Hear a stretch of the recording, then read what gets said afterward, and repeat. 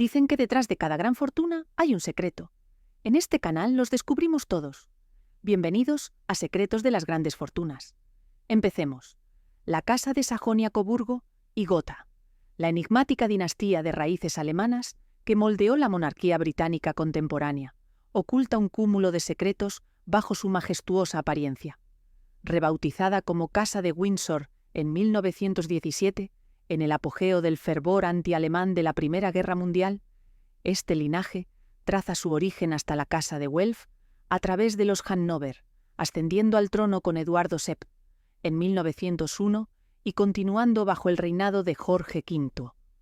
Según la Enciclopedia Británica, su gobierno marcó el cenit del Imperio Británico, ostentando una fortuna estimada entre 1.000 y 2.000 millones de dólares, proveniente de tierras de la corona, comercio colonial e inversiones estratégicas, de acuerdo con Forbes. Sin embargo, tras esta magnificencia se esconden historias sombrías que rivalizan con las de las dinastías europeas más controvertidas.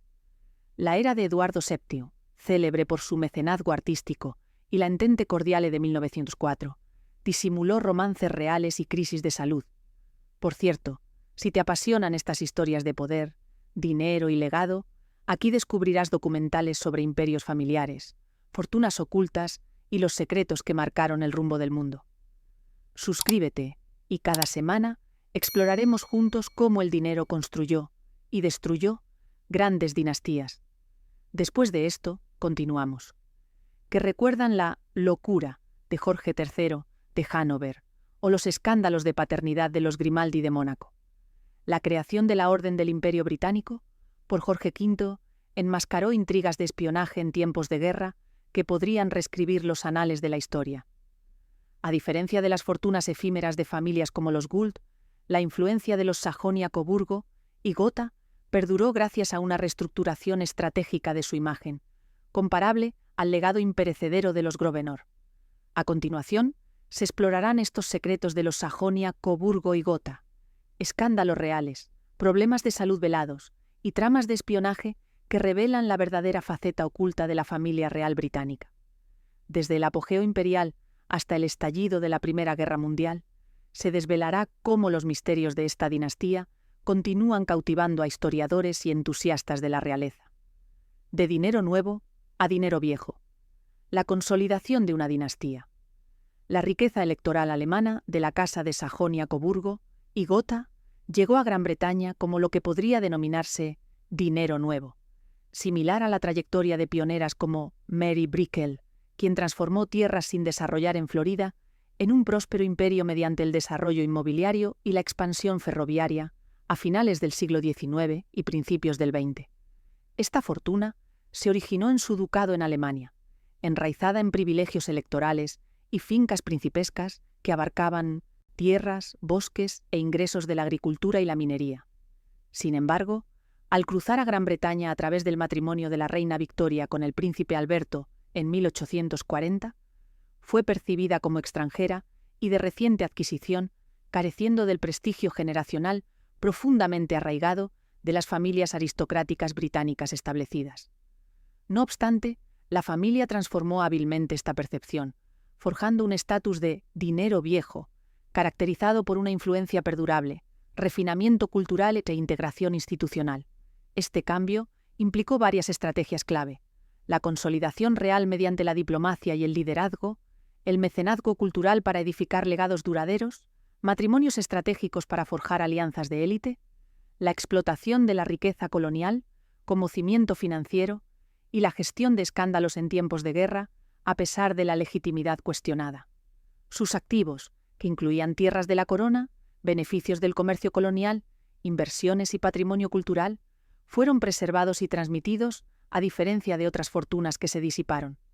A continuación, se examinará cada aspecto en profundidad para comprender cómo se desarrolló esta transformación.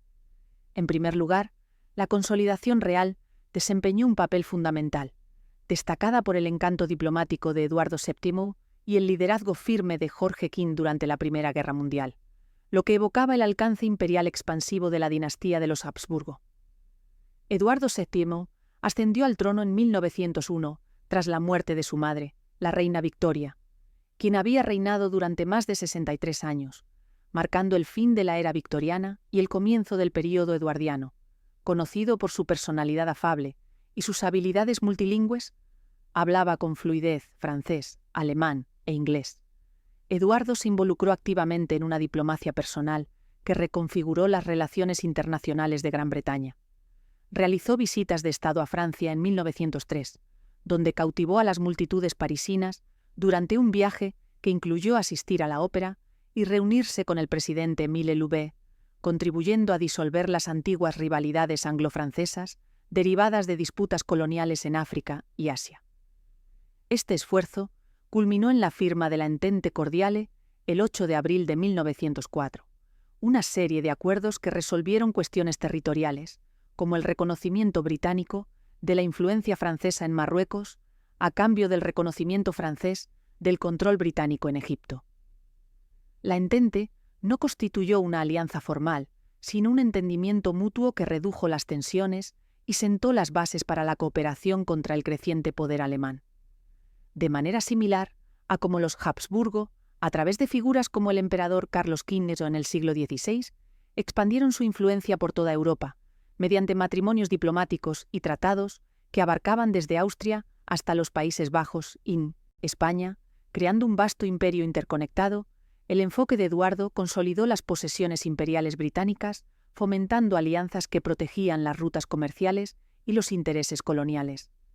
Esto transformó a la monarquía en un símbolo de estabilidad y, a su vez, convirtió esa percepción inicial de dinero nuevo en una de poder arraigado. Jorge V, quien sucedió a su padre en 1910, solidificó aún más esta posición con su manejo de la Primera Guerra Mundial, que estalló en 1914 tras el asesinato del archiduque Francisco Fernando. Jorge demostró un liderazgo realizando más de 450 visitas a tropas, hospitales y fábricas entre 1914 y 1918, elevando la moral y mostrando un compromiso personal. Implementó el racionamiento de alimentos en el Palacio de Buckingham en 1917 para solidarizarse con las dificultades del público, restringiendo a la Casa Real a los mismos límites que los ciudadanos comunes, lo que incluía porciones reducidas de carne y pan. En medio de un creciente sentimiento antialemán, avivado por eventos como el hundimiento del Lusitania en 1915 y los ataques de cepelines que causaron cientos de muertes, Jorge tomó la decisión decisiva el 17 de julio de 1917 de cambiar el nombre de la familia real de Sajonia-Coburgo y Gotha a Windsor, inspirado en el castillo de Windsor, un símbolo del patrimonio británico que se remonta al siglo XI. Esta proclamación también despojó de títulos alemanes a parientes británicos como el duque de Cumberland, para distanciar a la monarquía de sus orígenes teutónicos. Las acciones de Jorge V durante la guerra, desde declarar la guerra a Alemania el 4 de agosto de 1914 hasta supervisar el armisticio el 11 de noviembre de 1918, recordaron la resiliencia de los Habsburgo para mantener el control sobre diversos territorios durante conflictos como la Guerra de los 30 años, incluso cuando su imperio enfrentaba la fragmentación. Al incrustar a la familia en la narrativa nacional de Gran Bretaña, Eduardo y Jorge transformaron sus raíces de dinero nuevo en una institución atemporal, asegurando la supervivencia de la monarquía en medio de las amenazas revolucionarias en otras partes de Europa. En relación al mecenazgo cultural, el apoyo de Eduardo VII a la Real Academia de las Artes y la participación de Jorge V en la creación de la BBC reflejaron los esfuerzos de construcción de legado de Gertrude Vanderbilt Whitney con su museo. Eduardo VII estaba profundamente interesado en las artes, asistiendo regularmente a exposiciones en la Real Academia, fundada en 1768 bajo el rey Jorge III para promover las artes visuales británicas. Durante su reinado, encargó retratos y esculturas, recibió a artistas en funciones de la corte y alentó las exposiciones de verano de la Academia, que presentaban obras de pintores prominentes como John Singer Sargent y Lawrence Alma Tadema.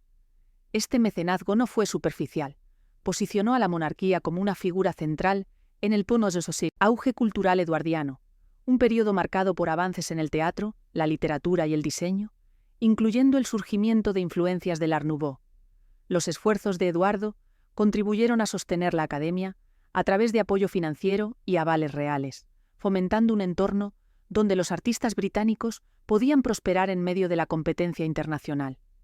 Este enfoque fue similar a la fundación por parte de Whitney del Museo Whitney de Arte Estadounidense en 1930, donde utilizó su herencia Vanderbilt para crear un espacio dedicado a artistas estadounidenses modernos como Edward Hopper y Georgia O'Keeffe, preservando y promoviendo la creatividad nacional frente al dominio europeo. Jorge V extendió este mecenazgo a los medios modernos con su papel en el desarrollo temprano de la BBC. La British Broadcasting Company se formó en 1922 como un consorcio de fabricantes de radio, transformándose en la pública British Broadcasting Corporation en 1927 bajo una carta real.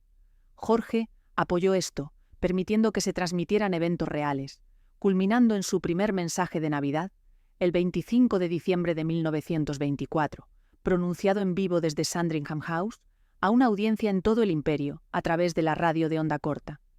Escrito con la colaboración de Rudyard Kipling, el discurso enfatizó la unidad y llegó a millones de personas desde Gran Bretaña hasta la India y Australia, utilizando la tecnología emergente para conectar directamente a la monarquía con sus súbditos.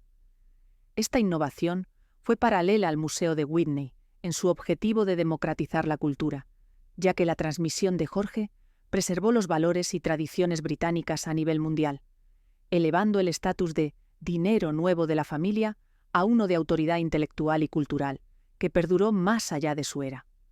Los matrimonios fueron otra piedra angular, con la unión de Eduardo VII con Alejandra de Dinamarca y la de Jorge V con María de Teck, reflejando las alianzas de élite buscadas por Aristóteles Onassis. Eduardo se casó con Alejandra el 10 de marzo de 1863 en la capilla de San Jorge en el castillo de Windsor, una ceremonia a la que asistió la realeza europea y que estuvo marcada por elaboradas decoraciones, incluyendo arcos florales y una actuación coral. Alejandra, hija del rey Cristián IX de Dinamarca, a menudo llamado el suegro de Europa, debido a los matrimonios de sus hijos con otras casas reales, aportó valiosas conexiones escandinavas que reforzaron la posición de Gran Bretaña en el norte de Europa, en medio de las tensiones con Prusia.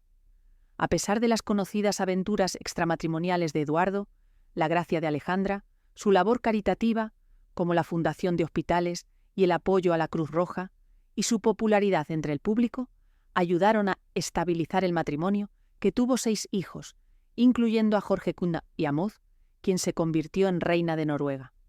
Este enlace estratégico mezcló linajes y lazos diplomáticos, de manera similar al primer matrimonio de Onassis en 1948 con Atina Libanos, hija de un magnate naviero griego que expandió su imperio empresarial, y su segundo en 1968 con Jacqueline Kennedy, viuda del presidente de los E.U., John F. Kennedy, que elevó su estatus social en los círculos estadounidenses e internacionales. El matrimonio de Jorge V con María de Teck, el 6 de julio de 1893 en la Capilla Real del Palacio de St. James, fue igualmente deliberado. María, nacida en el Palacio de Kensington en 1867 con herencia alemana a través de su madre, la princesa María Adelaida de Cambridge, estaba inicialmente comprometida con el hermano mayor de Jorge, el príncipe Alberto Víctor, quien murió de neumonía en 1892. La boda contó con una procesión por las calles de Londres, bordeadas de multitudes que aclamaban, y el vestido de María, de brocado de plata, simbolizaba la continuidad. La pareja tuvo 6 hijos, incluyendo a Eduardo Oweto, quien abdicó en 1936, y a Jorge VI, padre de la reina Isabel II.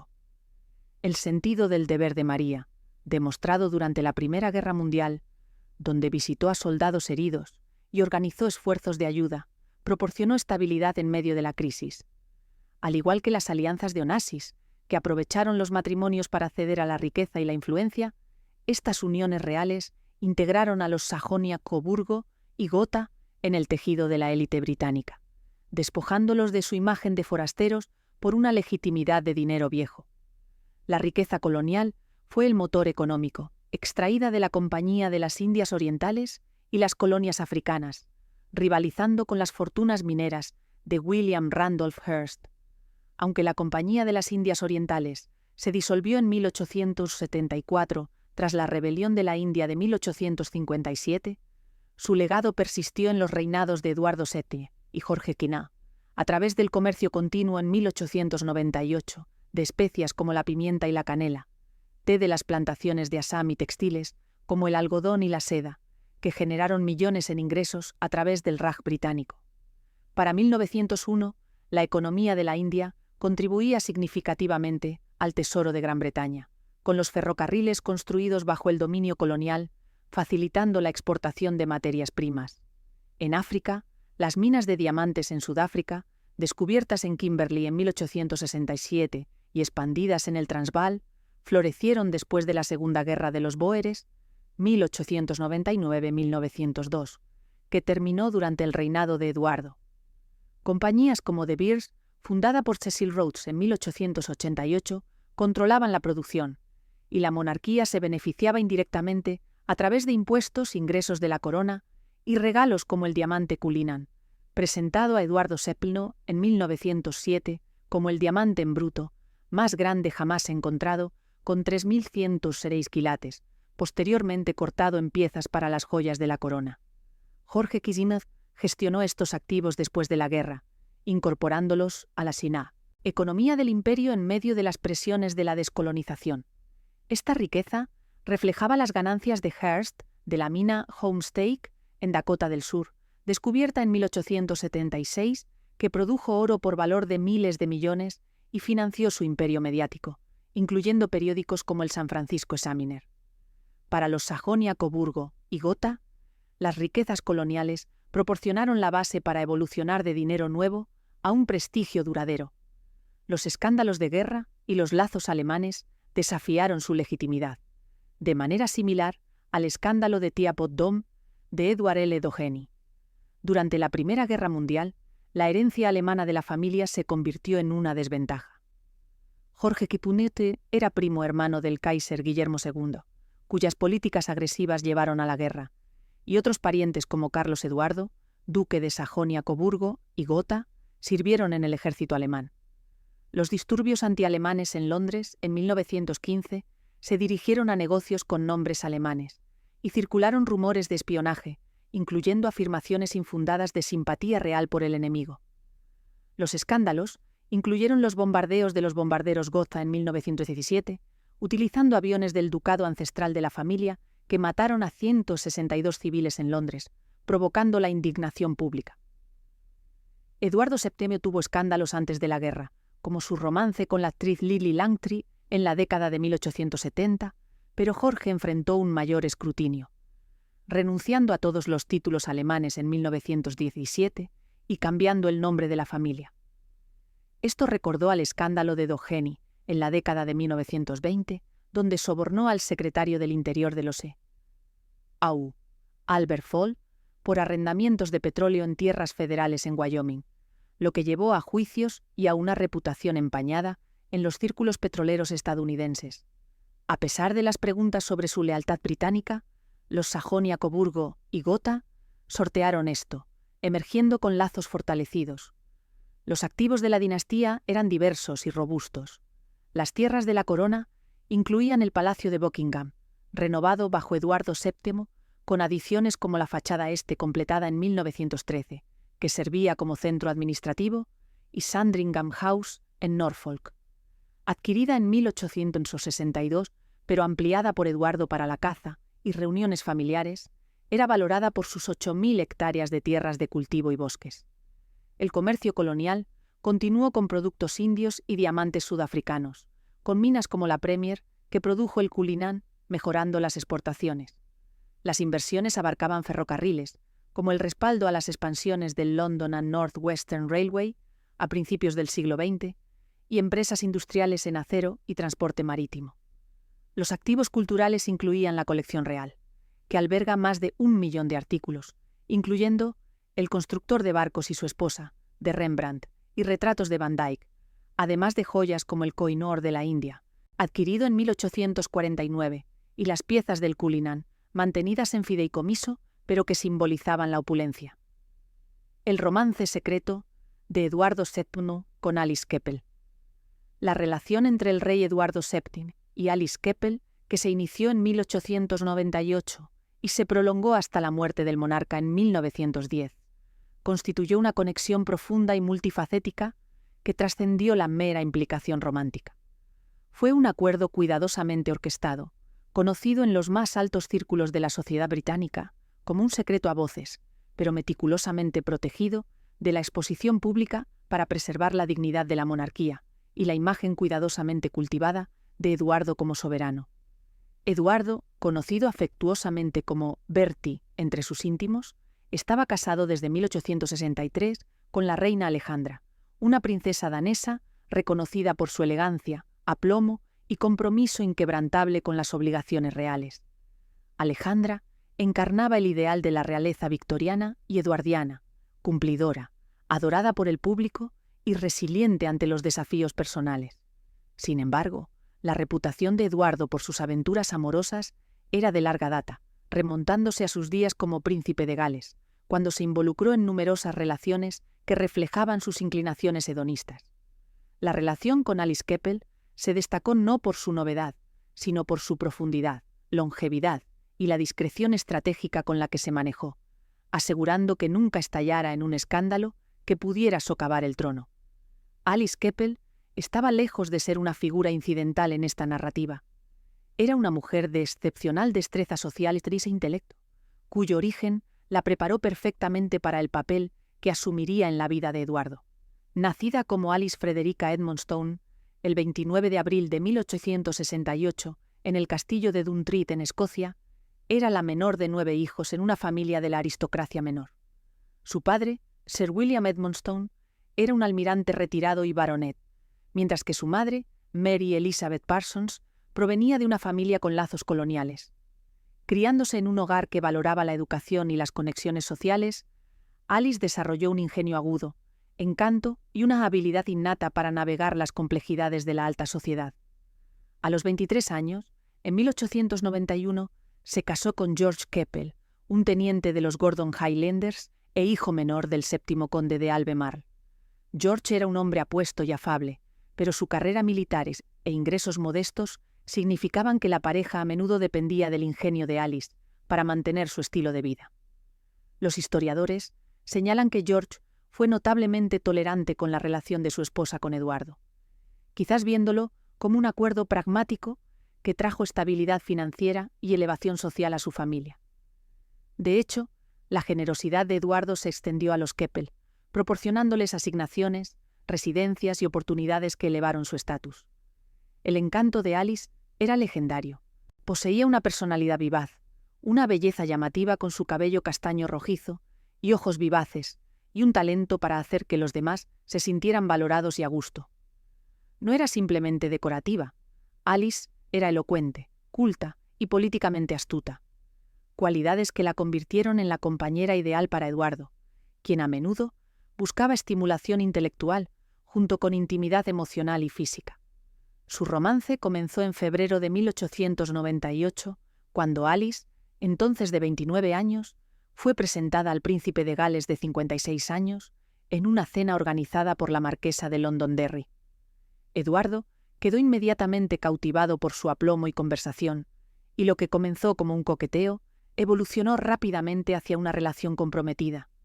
A diferencia de sus amantes anteriores, como Lily Langtry, el Lirio de Jersey o Daisy Greville, condesa de Warwick, Alice ofrecía estabilidad y discreción.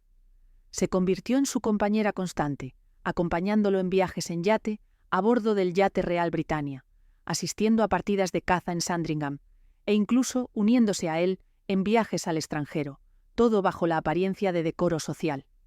Este arreglo no tenía precedentes en la historia real, donde los monarcas frecuentemente mantenían amantes como una cuestión de tradición y realización personal. Por ejemplo, Jorge IV, mientras era príncipe de Gales en la década de 1780, se había casado en secreto con María Fitzherbert, una viuda católica, desafiando la ley de matrimonios reales y las prohibiciones religiosas, lo que requirió el máximo secreto para salvaguardar su sucesión. Del mismo modo, la relación de Eduardo con Alice se hizo eco de este patrón de profundo compromiso velado en la confidencialidad, pero se distinguió por el papel activo de Alice en la vida de la corte. No fue confinada a las sombras.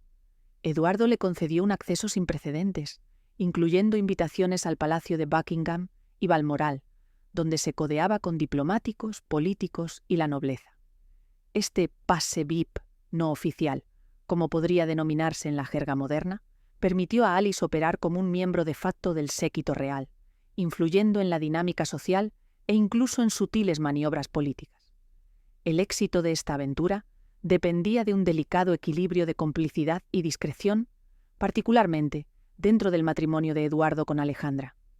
En la superficie, su unión parecía inexpugnable.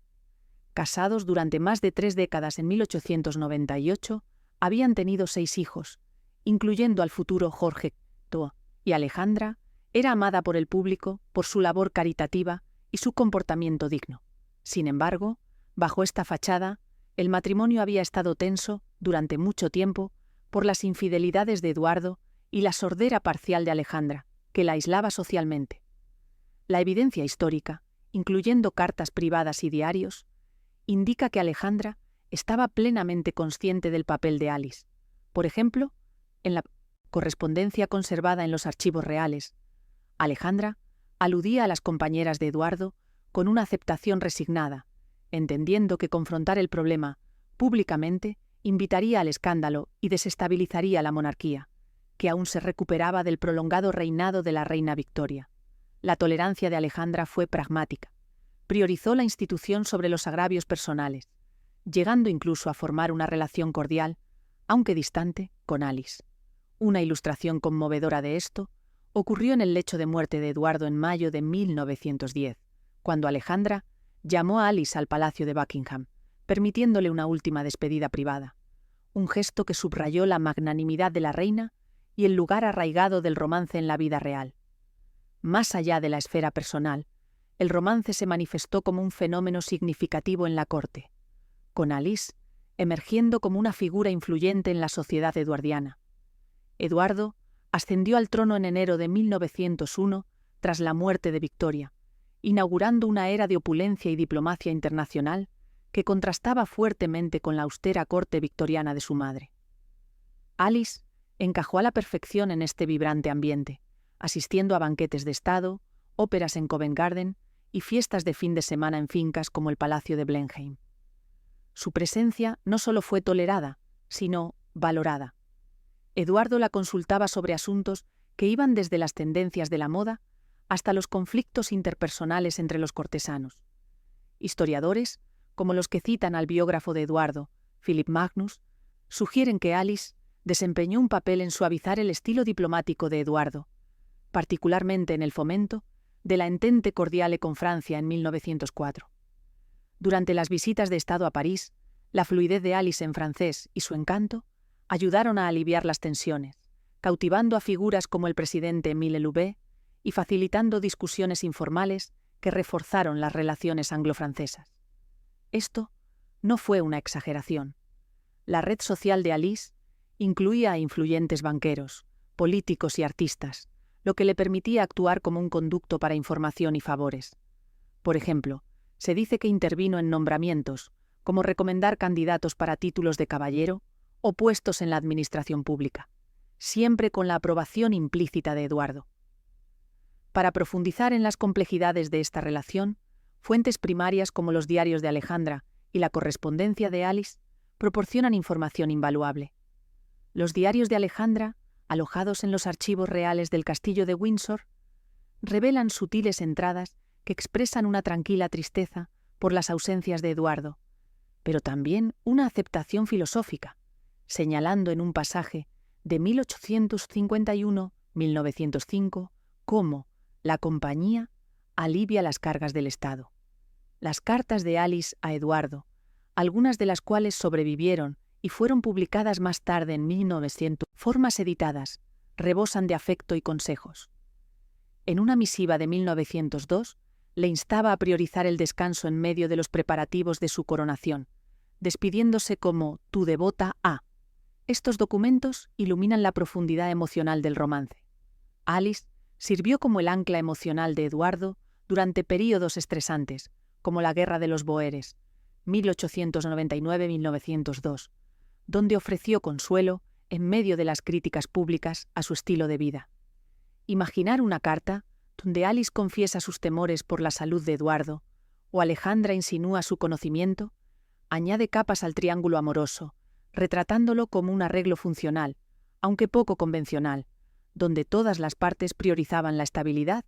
Las comparaciones con otros escándalos reales contextualizan aún más la historia de Eduardo y Alice. Jacobo IV de Escocia, de la dinastía Estuardo a finales del siglo XV, mantuvo una serie de amantes, incluyendo a Margaret Drummond, cuya influencia en la corte reflejaba la de Alice, pero terminó trágicamente con un presunto envenenamiento. Del mismo modo, Fernando II de Aragón, a menudo mal recordado como Fernando V en algunos relatos de la línea Trastámara, se involucró en relaciones ocultas en medio de su matrimonio con Isabel de Castilla, mezclando la pasión con la intriga política.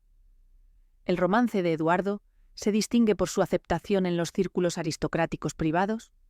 Los invitados a las fiestas de Marlborough House conocían el estatus de Alice, pero guardaban silencio, mientras que permanecía oculto para el público en general, protegido por una prensa complaciente y normas sociales que excusaban las indiscreciones reales masculinas.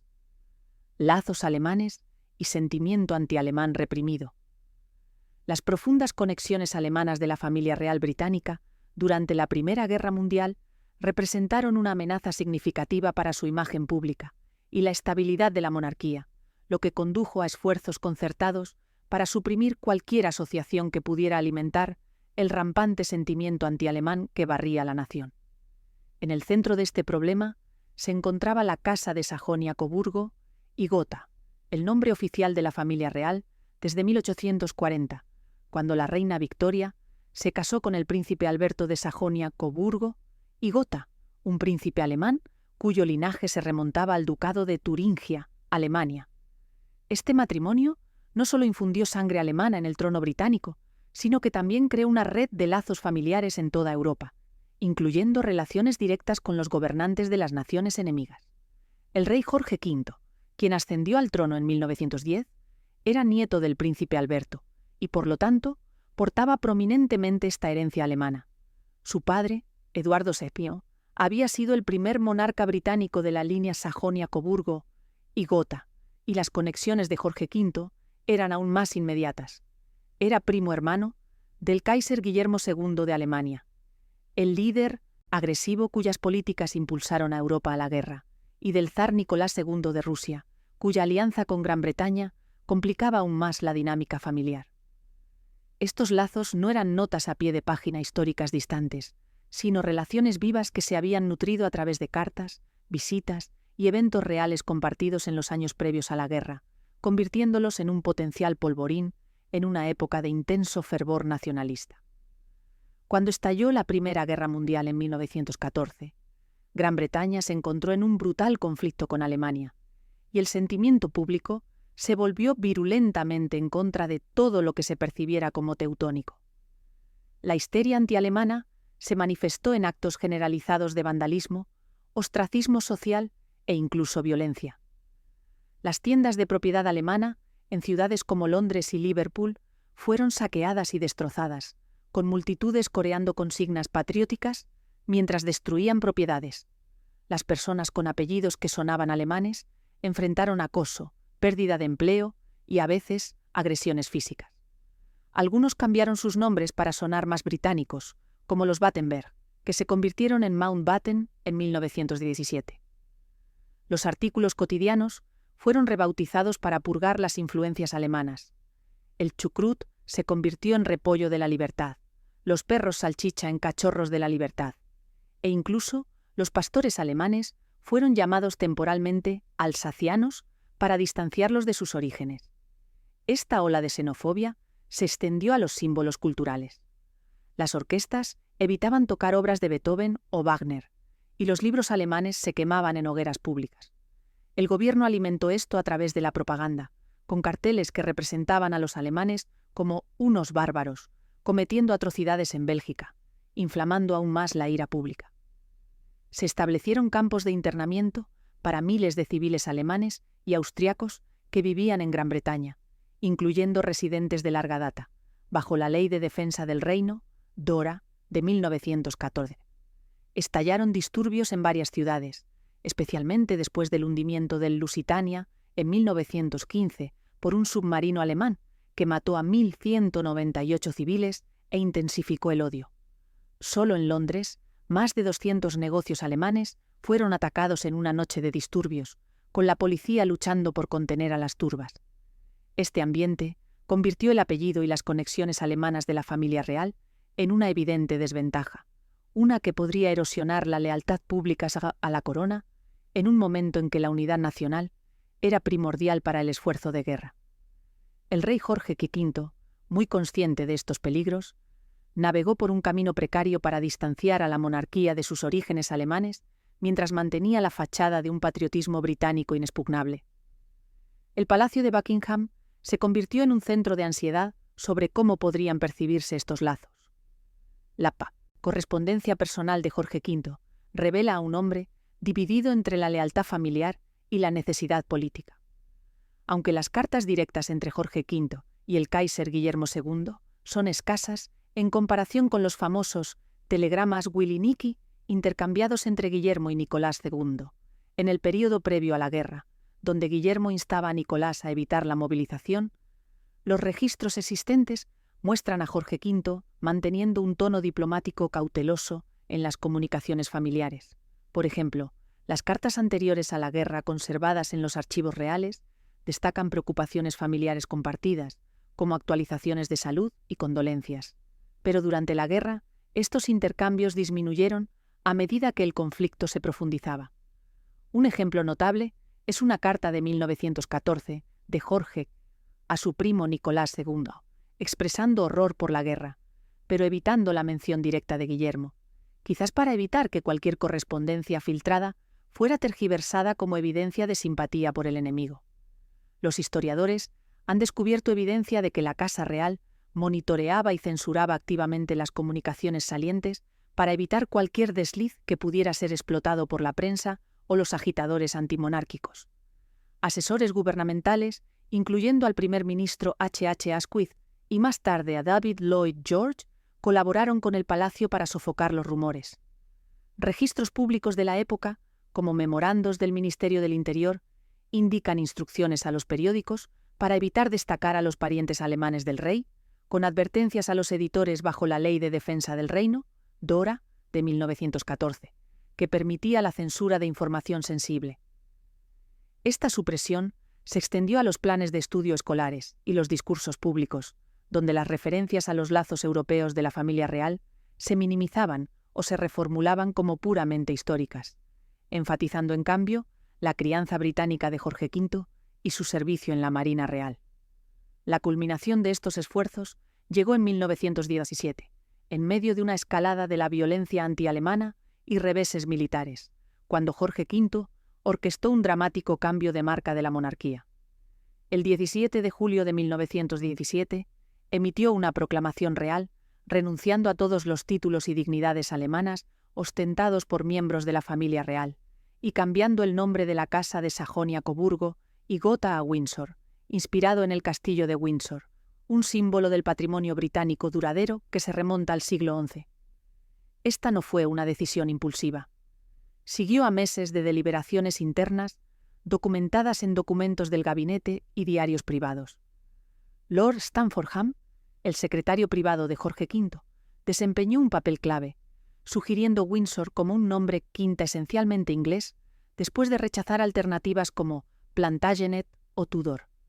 La proclamación declaraba: nosotros, por nuestra voluntad y autoridad real, por la presente, declaramos y anunciamos que a partir de la fecha de esta, nuestra proclamación real, nuestra casa y familia serán designadas y conocidas como la Casa y Familia de Windsor. Los parientes siguieron el ejemplo. El príncipe Luis de Battenberg se convirtió en marqués de Milford Haven, deshaciéndose de su apellido alemán. Este movimiento fue perfectamente sincronizado, coincidiendo con los bombardeos de los Gotha sobre Londres por aviones alemanes que llevaban el nombre del propio ducado de la familia real, que mataron a 162 personas en junio de 1917 y provocaron una nueva indignación. El cambio de nombre fue una jugada maestra de relaciones públicas, desviando las críticas y reforzando la alineación de la monarquía con la identidad británica. Periódicos como The Times lo elogiaron como un acto patriótico, y la aprobación pública aumentó, con multitudes aclamando fuera del Palacio de Buckingham. Sin embargo, entre bastidores, fue un encubrimiento calculado, enterrando las raíces alemanas que habían definido la dinastía durante casi 8 décadas. Esta supresión de los lazos alemanes no fue meramente simbólica, sino que implicó la ocultación activa de registros históricos y conexiones personales. Los archivos reales del castillo de Windsor albergan vastas colecciones de correspondencia, pero el acceso a materiales de las décadas de 1910 y 1920 sigue restringido. Historiadores como Carina Urbach señalan que los documentos posteriores a 1918 a menudo están fuera de los límites, lo que sugiere un esfuerzo deliberado por controlar la narrativa. Por ejemplo, las cartas entre Jorge V y sus parientes alemanes, incluyendo a Guillermo II, podrían revelar sentimientos matizados, quizás expresiones de arrepentimiento por la guerra o súplicas de clemencia familiar, que podrían humanizar al enemigo a los ojos del público. Un fragmento superviviente de una carta de 1918 muestra a Jorge V expresando tristeza por la abdicación de Guillermo II después de la derrota de Alemania, pero tales documentos son raros y están fuertemente seleccionados. Registros públicos, como los del Ministerio de Asuntos Exteriores, indican que los diplomáticos británicos recibieron instrucciones de restar importancia a las visitas de la familia real a Alemania en los años previos a la guerra, donde Jorge V y Guillermo II habían asistido a eventos como regatas en Cowes o bodas familiares. Los expurgadores del gobierno, equipos encargados de revisar los documentos alemanes capturados después de la guerra, se aseguraron de que se suprimiera cualquier revelación embarazosa. Esto reflejaba una censura de guerra más amplia, donde la DORA facultaba a las autoridades a encarcelar a periodistas por publicar contenido desleal, silenciando efectivamente las discusiones sobre el vínculo de primo del rey con el Kaiser. El esfuerzo se extendió a la educación y los medios de comunicación. Los libros de Moses y su historia fueron revisados para enfatizar las raíces anglosajonas de la monarquía, omitiendo detalles del hogar de habla alemana de Victoria o la influencia de Alberto en la cultura británica, como la introducción de la tradición del árbol de Navidad desde Alemania. Las conexiones alemanas de la familia real formaban parte de un patrón más amplio en la historia europea, donde los monarcas ocultaban alianzas inconvenientes para preservar el poder. Considérese la dinastía Hohenzollern en Alemania, a la que pertenecía el Kaiser Guillermo II. Los Hohenzollern, originarios de Brandeburgo, Prusia, habían perseguido durante mucho tiempo una expansión agresiva, incluyendo acuerdos navales secretos bajo Guillermo II para desafiar el poder marítimo británico. A principios del siglo XX, la Weltpolitik de Guillermo implicaba acuerdos encubiertos con fabricantes de armas y alianzas con Austria-Hungría, ocultas al escrutinio público para evitar una reacción internacional. Estas eran controvertidas, al igual que los lazos familiares de Jorge V, y requerían una gestión cuidadosa para evitar disturbios internos. La obsesión de Guillermo por construir una flota de alta mar fue financiada en parte a través de canales financieros turbios, lo que refleja la necesidad de la realeza británica de ocultar su linaje compartido. Del mismo modo, la Casa de Saboya en Italia proporciona un paralelo de supervivencia a través de la supresión. Gobernando desde 1861 hasta 1946, los Saboya se aliaron con los fascistas de Benito Mussolini en la década de 1920 para retener el poder a pesar de la oposición pública. El rey Víctor Manuel III respaldó la marcha sobre Roma en 1922, suprimiendo la evidencia de la disidencia real para mantener la fachada de unidad. Después de la Segunda Guerra Mundial, la familia se enfrentó al exilio, pero durante el período de entreguerras enterraron los registros de sus pactos fascistas, de la misma manera que los Windsor lo hicieron con su herencia alemana. Estos ejemplos ilustran un manual real: reescribir la identidad, censurar los registros y priorizar la supervivencia institucional sobre la transparencia. Campaña de desinformación. Cuando un príncipe fue borrado para salvar el trono. A principios del siglo XX, Mientras Europa se tambaleaba al borde de un conflicto generalizado, la familia real británica mantenía su control sobre un vasto imperio que se extendía por todo el globo. En el centro de esta narrativa se encuentra el príncipe Luis de Battenberg, una figura cuya vida y carrera encarnaron las complejidades del linaje real y la lealtad nacional. Nacido el 24 de mayo de 1854 en Graz, Austria, hijo del príncipe Alejandro de Hesse-Darmstadt y su esposa morganática, Julia Hauck, quien fue creada condesa de Battenberg, Luis provenía de una rama de la dinastía de Hesse-Darmstadt. Este estatus morganático significaba que el matrimonio de sus padres era desigual en rango, impidiendo la herencia completa de títulos y colocando a los Battenberg en una posición algo ambigua dentro de las rígidas jerarquías de la aristocracia europea. A pesar de esto, la familia mantuvo fuertes conexiones con varias casas reales de todo el continente, incluyendo lazos con la monarquía británica a través de matrimonios. Luis, sin embargo, eligió forjar su propio camino en Gran Bretaña, una decisión que definiría su legado, pero que también conduciría a su eventual eliminación en medio de una ola de desinformación e histeria antialemana. La carrera de Luis en la Marina Real Británica comenzó a la notablemente joven edad de 14 años, cuando se unió como cadete en 1868, el mismo año en que se convirtió en ciudadano británico naturalizado. Su rápido ascenso en los rangos no fue un accidente, fue impulsado. Por cierto, si te interesa entender cómo nacieron las grandes fortunas, los imperios empresariales y las familias que dominaron la historia, en este canal cada semana te esperan historias reales que mezclan ambición, poder y destino. Suscríbete y descubre los secretos que cambiaron el curso del mundo. Volvamos al tema. Por un talento excepcional, dedicación y un agudo intelecto que lo distinguía de sus compañeros. A lo largo de su carrera de más de 4 décadas, Luis sirvió en numerosos buques, incluyendo el HMS Inconstant durante la campaña egipcia de 1882, donde demostró perspicacia táctica en operaciones navales.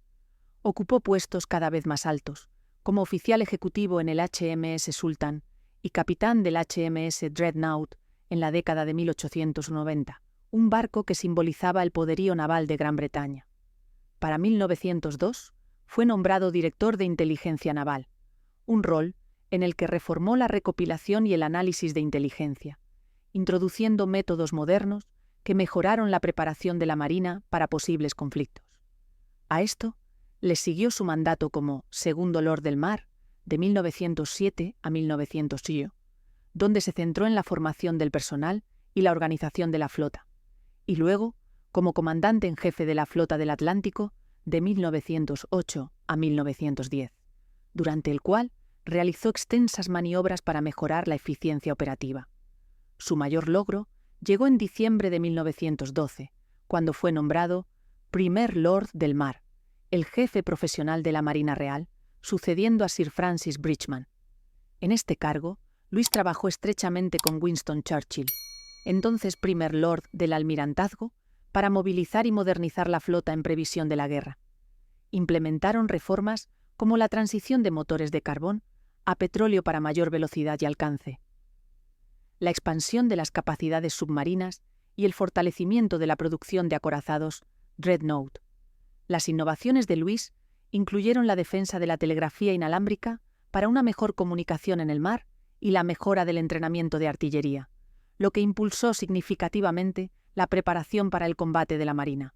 Sus contribuciones fueron ampliamente reconocidas. Fue ascendido a almirante de la flota en 1914 y sus contemporáneos lo elogiaron como un líder visionario que transformó la Marina Real en una fuerza formidable capaz de dominar los mares. Gran Bretaña, en ese momento, debía gran parte de su supremacía marítima a sus esfuerzos, que aseguraron que la flota estuviera preparada para los desafíos venideros.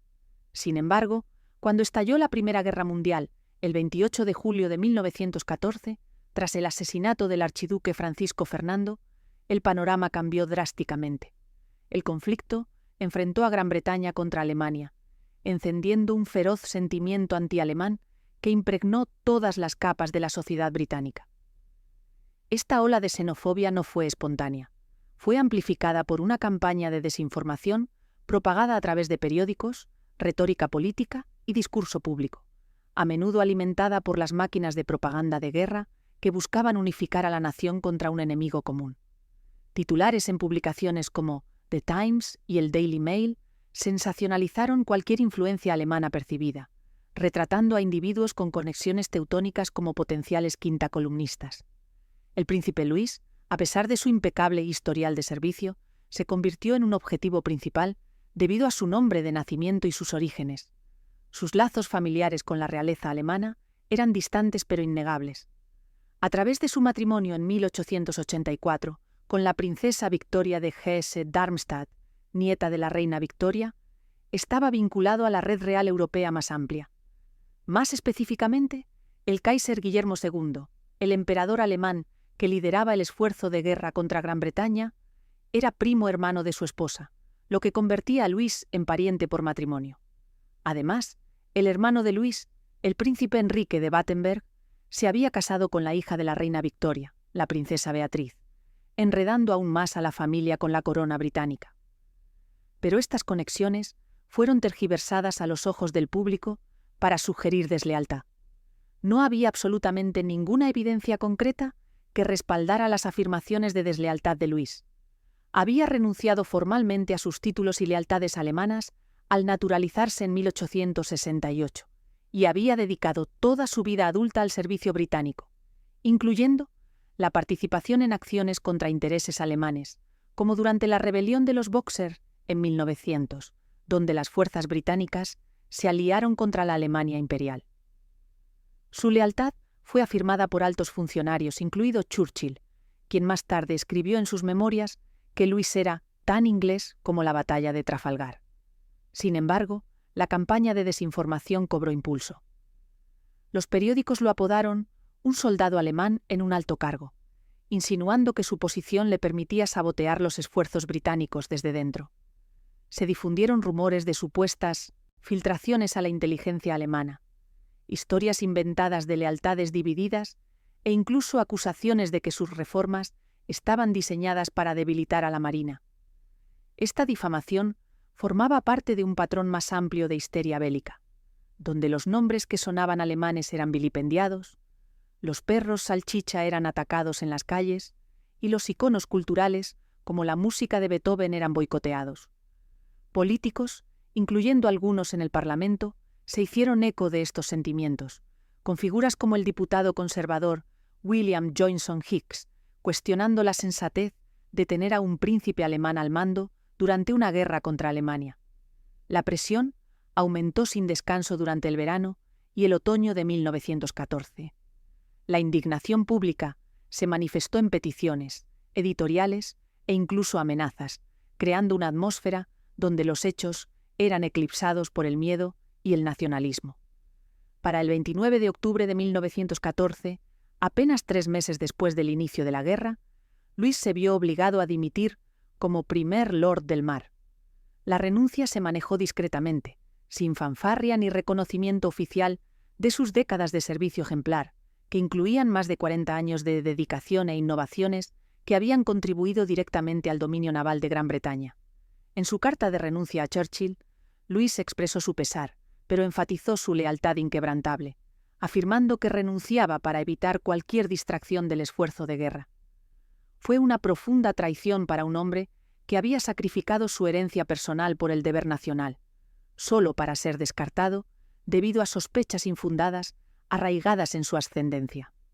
El movimiento fue visto por algunos contemporáneos como un sacrificio necesario para apaciguar a la opinión pública, pero puso de relieve el poder destructivo de la desinformación para erosionar la confianza y las carreras. Este episodio con Luis fue sintomático de una crisis mayor que envolvía a la monarquía británica. La casa reinante, conocida como Sajonia-Coburgo y Gotha desde 1840, a través del matrimonio de la reina Victoria con el príncipe Alberto, llevaba un nombre abiertamente alemán que se volvió cada vez más insostenible. Los murmullos públicos se hicieron más fuertes, cuestionando por qué Gran Bretaña era liderada por una dinastía con raíces teutónicas tan evidentes durante una guerra contra Alemania. El rey Jorge V, que ascendió al trono en 1910 y era pariente cercano de Luis, Jorge era primo segundo de Luis a través de la reina Victoria, enfrentó una presión creciente. Jorge y Luis compartían un profundo vínculo personal. Habían crecido juntos, con Luis actuando a menudo como una figura mentora, y Jorge lo había nombrado para el puesto de primer lord del mar. El sentimiento antialemán se extendió más allá de los individuos a las instituciones.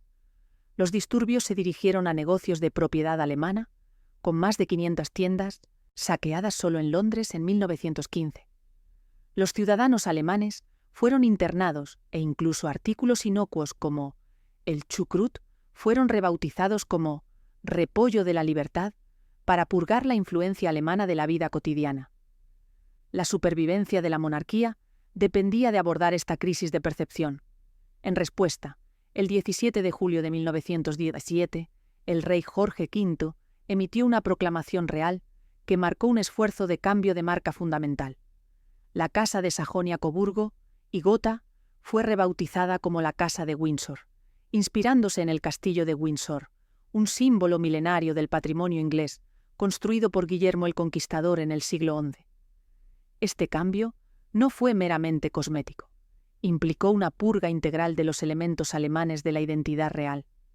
Se exigió a todos los miembros de la realeza británica, con títulos alemanes, que los renunciaran y adoptaran apellidos británicos. Para Luis, esto significó abandonar el título de príncipe Luis de Battenberg en favor de Louis Mountbatten, una versión anglicanizada que traduce Battenberg, que significa montaña Batten. Fue creado marqués de Milford Haven el 7 de noviembre de 1917, un título que, aunque honorable, representaba una degradación de su estatus principesco, ya que marqués está por debajo de duque en el sistema de pares. Sus hijos, incluyendo a Jorge, futuro segundo marqués, Alicia, madre del príncipe Felipe, Luisa, futura reina de Suecia, y Luis, futuro conde Mountbatten de Birmania, también adoptaron el apellido Mountbatten. Esta eliminación se extendió a la narrativa histórica de la familia. Los registros oficiales y el discurso público minimizaron sus orígenes alemanes, reescribiendo efectivamente su herencia para alinearla con el nacionalismo británico. El cambio de nombre fue un movimiento calculado para contrarrestar la narrativa de la campaña de desinformación de que la monarquía era inherentemente alemana. Calmó el descontento público, reforzó la lealtad a la corona y permitió a la familia proyectar una imagen inexpugnablemente británica. Sin embargo, para Luis, significó la pérdida de su identidad ancestral, ligada a siglos de nobleza de Hesse. A pesar de esto, aceptó el cambio con su gracia característica, viéndolo como esencial para la estabilidad de la monarquía. Las implicaciones más amplias fueron profundas. Otros parientes, como el duque de Teck, hermano de María de Teck, reina consorte de Jorge V, se convirtieron en el marqués de Cambridge, y el duque de Cumberland perdió sus títulos de par británico. Esta renuncia colectiva cortó los lazos formales con la realeza alemana, incluido el Kaiser, cuyas acciones belicosas habían exacerbado la guerra. Incluso, después de su renuncia y cambio de marca, la historia de Luis refleja una notable resiliencia y una contribución continua. No se retiró a la amargura o al exilio. En cambio, asumió roles de asesoramiento, proporcionando consejos discretos al almirantazgo sobre estrategia naval durante el resto de la guerra. Su experiencia fue instrumental en operaciones como la Batalla de Jutlandia en 1916, donde las flotas británicas, reforzadas por sus reformas de antes de la guerra, se mantuvieron firmes contra la flota de alta mar alemana. Luis mantuvo su dignidad, manteniendo correspondencia con antiguos colegas y asesorando a oficiales más jóvenes, todo mientras vivía tranquilamente en su casa de Kent. Su lealtad permaneció inquebrantable, incluso mientras presenciaba la transformación de la monarquía que le había costado tanto personalmente. Trágicamente, Luis falleció el 11 de septiembre de 1921, a la edad de 67 años, por insuficiencia cardíaca, justo cuando el mundo de la posguerra comenzaba a estabilizarse. A su funeral, en la abadía de Westminster, asistieron el rey Jorge V y dignatarios navales, un tardío reconocimiento a su servicio. El legado de Luis se extendió mucho más allá de su vida, manifestándose más notablemente a través de su nieto, el príncipe Felipe.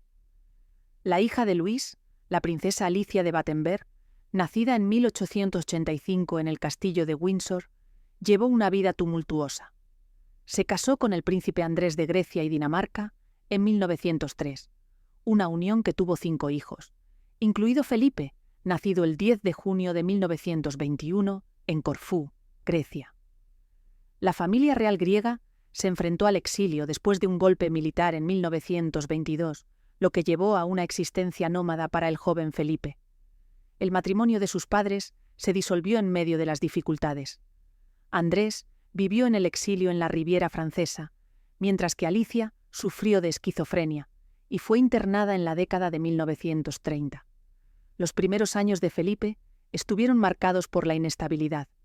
Asistió a escuelas en Francia, Alemania y Escocia, dependiendo a menudo de parientes para su apoyo. Fue Louis Mountbatten quien emergió como una fuerza estabilizadora en la vida de Felipe. Aunque Luis, el abuelo, murió poco después del nacimiento de Felipe, su influencia persistió a través de las redes familiares, particularmente a través de su hijo, Louis Dickey Mountbatten, el tío de Felipe, quien asumió un papel paternal.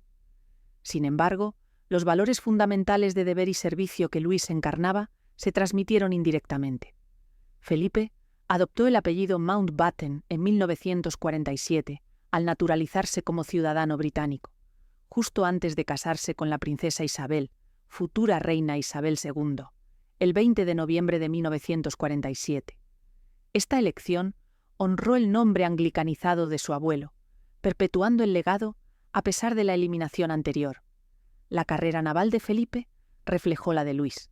Se unió a la Marina Real en 1939. Sirvió con distinción en la Segunda Guerra Mundial, incluyendo en los teatros del Mediterráneo y el Pacífico, y ascendió a comandante antes de retirarse en 1951 para apoyar el reinado de Isabel.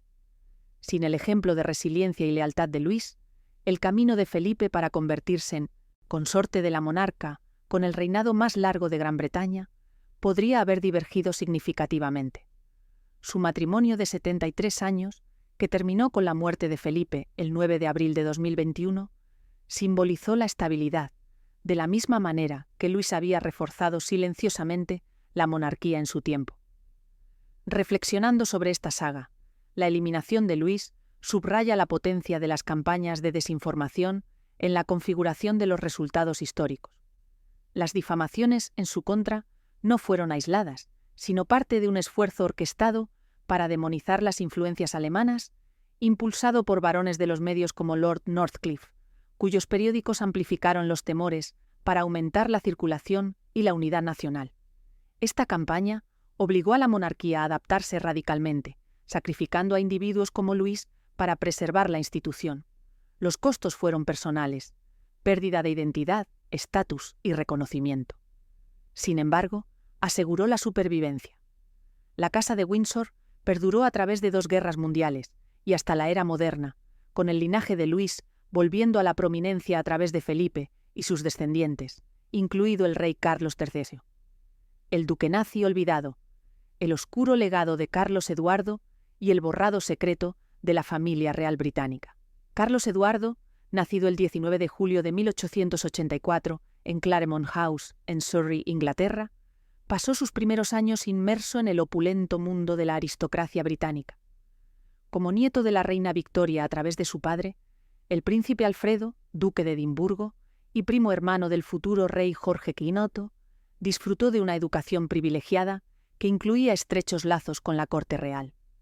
Su nombre completo, Charles Edward George Albert Leopold, reflejaba su linaje real, y fue llamado Príncipe Carlos Eduardo del Reino Unido desde su nacimiento. Durante su crecimiento, asistió a prestigiosas instituciones como Lamington College y Eton College, donde se codeó con la élite de la sociedad británica. Sus días estaban llenos de las tradiciones de la nobleza inglesa: cenas formales en grandes fincas, actividades ecuestres y educación en etiqueta y gobernanza. Con el Palacio de Buckingham como un telón de fondo familiar y reuniones familiares que incluían a las figuras más poderosas de Europa, la vida de Carlos Eduardo parecía destinada a una continuación fluida dentro de la esfera de la monarquía británica. Sin embargo, el destino intervino dramáticamente en 1900, cuando su padre, Alfredo, sucumbió inesperadamente a un cáncer de garganta a la edad de 55 años. Con solo 16 años, Carlos Eduardo fue arrojado a una nueva realidad, heredando el título de duque de Sajonia-Coburgo y Gotha en Alemania, un ducado con profundas raíces históricas en el Imperio alemán. Esta transición no fue meramente geográfica, marcó un profundo cambio de identidad, alejándolo de sus raíces británicas y llevándolo al corazón de la política europea continental. Esta reubicación fue mucho más que un simple cambio de domicilio al otro lado del Canal de la Mancha. Representó una completa agitación cultural y nacional, dejando atrás los ritmos familiares de la vida inglesa, el té de la tarde, los partidos de críquet en céspedes cuidados y las elegantes actividades de la alta sociedad británica. Carlos Eduardo llegó a una Alemania bajo la influencia del Kaiser Guillermo II, su tío por matrimonio. El ducado de Sajonia, Coburgo y Gotha, ubicado en Turingia y Baviera, era un estado pequeño pero prestigioso, con fuertes lazos con el Imperio alemán, dominado por Prusia. Como nuevo duque, se esperaba que Carlos Eduardo adoptara plenamente las costumbres, el idioma y las lealtades alemanas. A pesar de su crianza británica y la sangre inglesa que corría por sus venas, se adaptó con un celo notable. Continuó su educación en la Universidad de Bonn y se sumergió en el entrenamiento militar, llegando a comisionar en el ejército alemán. En 1905 se había casado con la princesa Victoria Adelaida de Schleswig-Holstein, consolidando su lugar en la nobleza alemana a través de una unión dispuesta para fortalecer los lazos dinásticos. Cuando estalló la Primera Guerra Mundial en 1914, la lealtad de Carlos Eduardo estaba inequívocamente con Alemania. Nombrado general en el ejército alemán, aunque problemas de salud limitaron su papel activo en combate, apoyó el esfuerzo de guerra contra los aliados, incluyendo a su Gran Bretaña natal y a su primo, el rey Jorge V.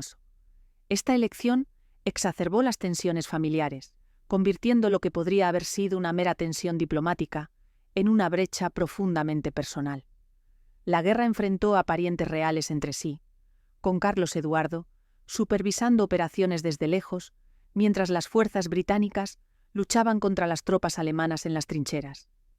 Fue una cruda ilustración de cómo las lealtades nacionales podían fracturar incluso los lazos de sangre más cercanos, grabando un capítulo de discordia familiar en los anales de la historia. Las secuelas de la Primera Guerra Mundial, con su devastador saldo de millones de muertos e imperios desmoronándose, podrían haber llevado a muchos aristócratas a retirarse a la oscuridad. Para Carlos Eduardo, sin embargo, fue un catalizador para un compromiso más profundo con la política radical. El Tratado de Versalles en 1919 impuso duras sanciones a Alemania, incluyendo pérdidas territoriales, masivas reparaciones y restricciones militares, alimentando un resentimiento generalizado y dificultades económicas. En noviembre de 1918, la Revolución Alemana obligó a Carlos Eduardo a abdicar de su trono ducal, transformándolo de un soberano gobernante en un ciudadano privado en medio del caos de la República de Weimar. En lugar de retirarse, gravitó hacia grupos extremistas que prometían restaurar la gloria de Alemania. Ya en la década de 1920, proporcionó apoyo moral y financiero a organizaciones paramilitares violentas de extrema derecha como los Freikorps, que reprimieron levantamientos de izquierda y sembraron las semillas de la inestabilidad. Su primer encuentro con Adolf Hitler ocurrió el 14 de octubre de 1922 en un evento nacionalista en Coburgo, donde quedó impresionado por el carisma y la visión del futuro Führer. A principios de la década de 1930, Carlos Eduardo había abrazado por completo el Partido Nacional Socialista Obrero Alemán, NSDAP, uniéndose formalmente en marzo de 1933, poco después de que Hitler se convirtiera en canciller. Esta no fue una afiliación periférica. Recibió un número de miembro y se sumergió en el corazón del aparato del Tercer Reich. Su estatus aristocrático prestó legitimidad al régimen, ayudando a atraer a otros nobles y conservadores a la causa nazi. La participación de Carlos Eduardo se extendió más allá de la mera membresía, posicionándolo como una figura clave en la propagación de la ideología nazi a través de diversas instituciones. Uno de sus roles más prominentes fue con la Cruz Roja Alemana, una organización que bajo el control nazi se desvió mucho de sus orígenes humanitarios. Nombrado su presidente el 1 de diciembre de 1933, cargo que ocupó hasta 1945, Carlos Eduardo supervisó su transformación en un instrumento de propaganda y política nazi. Lo que en la superficie parecía una entidad caritativa, fue reutilizado para promover la eugenesia, la higiene racial y la preparación militar. La Cruz Roja nazi promovió campañas de donación de sangre enmarcadas en términos de pureza aria, entrenó a personal para tareas de guerra alineadas con los objetivos expansionistas del régimen, e incluso facilitó los programas de eutanasia, transportando a personas con discapacidad a centros de exterminio. Carlos Eduardo, con sus conexiones internacionales, ayudó a enmascarar estas actividades bajo una apariencia de legitimidad, viajando al extranjero para presentar a la organización como benevolente. Complementando esto, fue su compromiso con el Bienestar Popular Nacional Socialista, NSV o Volkswohlfahrt, el principal organismo de bienestar social de los nazis. Establecido para consolidar el control sobre la caridad y los esfuerzos de ayuda, el NSV desplazó a las organizaciones independientes y adoctrinó a los beneficiarios con la ideología nazi. Como partidario de alto rango, Carlos Eduardo contribuyó a sus operaciones, que incluían campañas de ayuda de invierno, que también funcionaban como espectáculos de propaganda, con huchas adornadas con esvásticas y mítines. Estos esfuerzos no solo proporcionaron ayuda, sino que también reforzaron el control del régimen sobre la sociedad, retratando a Hitler como una figura paternal, mientras marginaban a los judíos y otros indeseables de la asistencia. Además, Carlos Eduardo ostentó la membresía honoraria y ascendió al rango de Obergruppenführer en las Sturmabteilung, SA, la fuerza paramilitar de los nazis conocida por sus matones de camisas pardas. Las SA desempeñaron un papel crucial en el ascenso de Hitler, orquestando violencia callejera, boicots contra negocios judíos y el infame pogromo de la Noche de los Cristales Rotos en 1938. Aunque la influencia de las SA disminuyó después de la Noche de los Cuchillos Largos en 1934, la asociación de Carlos Eduardo con ellas subrayó su compromiso con las tácticas brutales del régimen. No fue un observador pasivo, sino un participante activo que prestó su prestigio ducal a estas turbias entidades y ayudó a normalizar el gobierno autoritario de los nazis. Es esencial contextualizar cómo un hombre de tan ilustre herencia británica terminó profundamente enredado con el nazismo. Para cuando Alejandra ascendió como reina consorte en 1901, su sordera era severa, casi total. En sus últimos años, luchaba por discernir conversaciones en ambientes ruidosos, como banquetes de Estado o reuniones públicas, donde la cacofonía de voces, el tintineo de la cubertería y la música orquestal se mezclaban en un zumbido indistinguible. En entornos privados, dependía en gran medida de la lectura de labios, una habilidad que perfeccionó con práctica persistente, aunque se resistió al entrenamiento formal o a ayudas visibles como las trompetillas acústicas, que eran dispositivos comunes pero engorrosos de la época. Estas trompetillas, a menudo ornamentadas y plateadas para la élite, se consideraban demasiado llamativas para una reina, ya que atraerían la atención sobre su discapacidad. En cambio, Alejandra desarrolló sutiles mecanismos de afrontamiento. Se posicionaba estratégicamente en las habitaciones para mirar directamente a los oradores. Usaba sus agudas habilidades de observación para interpretar expresiones faciales y lenguaje corporal, y recurría a damas de compañía de confianza para que le repitieran discretamente las observaciones perdidas. Su familia también se adaptó. Sus hijos y su esposo hablaban lenta y claramente al dirigirse a ella, aunque la impaciencia de Eduardo a veces generaba frustraciones. Públicamente, su sordera se manifestaba en momentos incómodos, como respuestas tardías durante las audiencias o intercambios diplomáticos mal escuchados. Pero estos eran rápidamente pasados por alto por los cortesanos, que antes de terminar, recuerda que creamos este canal con un propósito: rescatar las historias que revelan cómo el dinero y la ambición dieron forma a nuestra historia, porque entender las grandes fortunas es entender el poder, la humanidad y sus sombras. Suscríbete y forma parte de esta comunidad que ama descubrir los secretos del pasado. Retomemos desde aquí. atribuían a distracciones momentáneas en lugar de a una condición crónica. El aislamiento impuesto por su sordera fue profundo, particularmente en el mundo social de la vida real. Alejandra, que una vez fue una ávida amante de la música y el teatro, pasiones que compartía con su esposo de inclinaciones musicales, se encontró cada vez más alejada de estos placeres. Los conciertos en el Palacio de Buckingham o las óperas en Covent Garden se convirtieron en pruebas en lugar de disfrutes, ya que solo podía percibir vibraciones o melodías tenues. Esta privación sensorial contribuyó a un sentimiento de alienación, agravando sus cargas emocionales. A pesar de esto, Alejandra proyectaba una imagen de compostura inquebrantable. Continuó organizando eventos elaborados, como las fiestas anuales en el jardín de Marlborough House, donde saludaba a cientos de invitados con su característica sonrisa cálida y elegantes asentimientos, enmascarando cualquier brecha auditiva. Sus elecciones de moda también jugaron un papel en el ocultamiento. Los cuellos altos y los elaborados collares tipo gargantilla, que se convirtieron en su seña de identidad, eran en parte funcionales, atrayendo la atención hacia arriba y lejos de cualquier signo visible de esfuerzo. Los historiadores señalan que su cojera de Alejandra, un andar estilizado que adoptó después de su enfermedad de 1867, se convirtió inadvertidamente en una tendencia de moda entre las damas de la sociedad, que la imitaban con faldas cojeantes diseñadas para crear un efecto similar.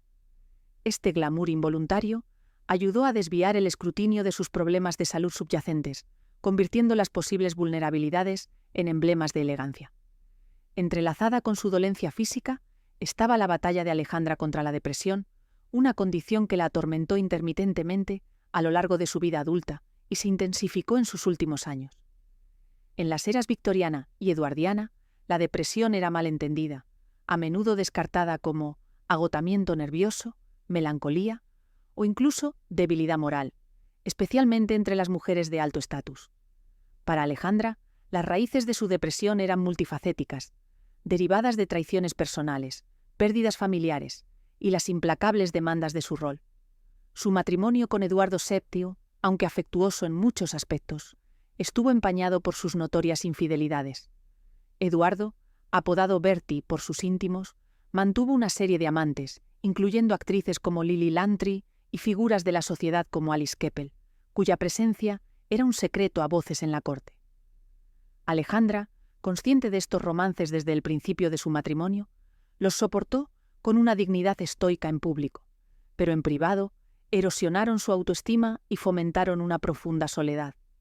Cartas de sus confidentes, como las conservadas en los archivos reales, revelan referencias veladas a su bajo estado de ánimo, tras descubrir las relaciones de Eduardo, con una correspondencia de la década de 1870 que señala su reclusión en prolongados silencios durante las reuniones familiares. La tragedia asestó más golpes a su salud mental. La muerte de su hijo mayor, el príncipe Alberto Víctor, conocido como Eddie, en 1892, a la edad de 28 años, por una gripe complicada con neumonía, la devastó. Eddie, el heredero presunto, era su hijo favorito, y su fallecimiento en medio de rumores de escándalo, incluyendo vínculos no comprobados con el caso de Jack el Destripador, amplificó su dolor. Esta pérdida se hizo eco de la muerte anterior de su hijo menor, el príncipe Alejandro Juan, que sobrevivió solo un día después de su nacimiento en 1871. Estos duelos sumieron a Alejandra en períodos de profunda tristeza, durante los cuales se retiraba a sus aposentos privados en Sandringham o Marlborough House, evitando las obligaciones sociales. Su depresión se manifestó en síntomas típicos de las descripciones de la época: insomnio, pérdida de apetito, una tristeza generalizada y un retraimiento de las actividades que antes disfrutaba. A sus 50 y 60 años, como reina madre después de la muerte de Eduardo en 1910, su condición empeoró, agravada por el aislamiento de su sordera y la aparición de otras dolencias, incluyendo una parálisis facial que distorsionó sus rasgos y los primeros signos de demencia. En la década de 1920, sus contemporáneos observaron su memoria desvanecida y su habla confusa, que los historiadores atribuyen a problemas vasculares o al desgaste acumulado por el estrés. La corte real orquestó una elaborada campaña para ocultar las luchas de salud de Alejandra, viendo cualquier admisión de debilidad como una amenaza para el prestigio de la monarquía. En una época en que el Imperio británico se extendía por todo el mundo y la familia real simbolizaba la estabilidad imperial, una reina consorte percibida como frágil podría socavar la confianza del público. Los cortesanos, bajo la dirección de figuras como Sir Francis Knollys, el secretario privado de Eduardo, implementaron estrategias para mantener la ilusión de perfección. Para su sordera, las apariciones públicas se planificaban meticulosamente. Los discursos se pronunciaban a un ritmo deliberado y Alejandra se posicionaba lejos de fondos ruidosos. Si se perdía una señal, los ayudantes intervenían sin problemas, reformulándolo como decoro real en lugar de una discapacidad. Las consultas médicas se realizaban en el más absoluto secreto. Médicos como Sir Frederick Treves, que la trataron, registraban notas usando un lenguaje codificado, describiendo su pérdida de audición como una ligera inconveniencia auditiva para minimizar su gravedad en los documentos oficiales. Su depresión fue guardada aún más celosamente, ya que la salud mental conllevaba un estigma mayor. La corte promovió una narrativa de Alejandra como la reina radiante, enfatizando su labor caritativa como la fundación del cuerpo de enfermería del Ejército Real de la Reina Alejandra en 1902, y su papel como un icono de la moda. Los diarios de los cortesanos, incluyendo los de Charlotte Knollys, la dama de compañía de Alejandra, contienen entradas crípticas sobre sus períodos de descanso o reflexiones tranquilas, evitando menciones directas de angustia emocional. Cuando Alejandra experimentaba episodios agudos, como después de la muerte de Eddie, el palacio emitía comunicados atribuyendo sus ausencias a indisposiciones menores o viajes, mientras ella se recuperaba en reclusión. Este ocultamiento se extendió a la prensa. Los periódicos eduardianos, deferentes con la monarquía, rara vez investigaban más allá del glamour superficial, aunque ocasionales columnas de chismes insinuaban sus tendencias solitarias. Los esfuerzos de la corte fueron tan efectivos que incluso miembros cercanos de la familia, como su nuera, la reina María, reflexionaron más tarde en cartas privadas sobre las cargas ocultas que Alejandra soportó sin queja. Las comparaciones con otras figuras reales subrayan el patrón de ocultamiento. La suegra de Alejandra, la reina Victoria, sufrió una grave depresión después de la muerte del príncipe Alberto en 1861, recluyéndose durante años, un período apodado su melancolía de viudez. Sin embargo, las luchas de Victoria se reformularon como un dolor noble, no como una condición médica, para preservar su autoridad. Del mismo modo, en el siglo XX, la princesa Charlene de Mónaco enfrentó rumores de depresión y agotamiento en la década de 2010, con el palacio emitiendo vagas declaraciones sobre tratamientos de salud en el extranjero, haciendo eco de las tácticas de ofuscación utilizadas para Alejandra. Incluso figuras no reales como Barbara Hemingway, esposa de Ernest Hemingway, ocultaron su depresión para mantener una fachada de glamour, como se detalla en las biografías, destacando el estigma de la época. El caso de Alejandra se destaca por lo que estaba en juego, como reina consorte durante un período de transición para la monarquía, en medio del creciente republicanismo y en el período previo a la Primera Guerra Mundial. Sus vulnerabilidades eran vistas como responsabilidades nacionales. En sus últimos años, la salud de Alejandra disminuyó notablemente. En 1920, a los 76 años, sufrió un ataque al corazón seguido de una parálisis facial que le provocó la caída de la boca y dificultad para hablar, una condición que ocultó con mucho maquillaje, velos y apariciones públicas limitadas. Su demencia progresó, lo que llevó a confusión y lapsos de memoria, como se señala en los relatos familiares que describen ataques en los que sentía insectos arrastrándose en su cerebro. Murió el 20 de noviembre de 1925 en Sandringham House por insuficiencia cardíaca. Su obituario la elogió como una reina amada, sin mencionar las batallas que libró toda su vida.